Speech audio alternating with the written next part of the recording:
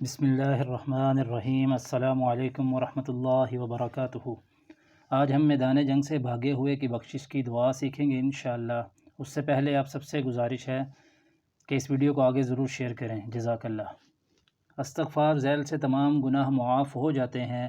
حضور صلی اللہ علیہ وسلم فرماتے ہیں وَإِن كَانَ فَرَّ مِنَ الزَّحْفِ، اگرچہ بھاگا ہو کفار کی لڑائی سے یعنی میدان جنگ سے۔ استغفار کے الفاظ یہ ہیں: استغفر اللہ الذی لا الہ الا هو الحی القیوم واتوب الیہ۔ ترجمہ: بخشش مانگتا ہوں میں اللہ سے جو نہیں کوئی معبود مگر وہ، زندہ سب کا تھامنے والا، اور میں توبہ کرتا ہوں اس کی طرف۔ ملاحظہ: حضور صلی اللہ علیہ وسلم نے فرمایا جو شخص جمعہ کے صبح نماز فجر سے پہلے اس دعا کو 3 بار پڑھے گا، اللہ تعالیٰ اس کے تمام گناہوں کو معاف کر دے گا، اگرچہ سمندر کی جھاگ کی مانند ہوں۔ جزاکم اللہ خیرہ۔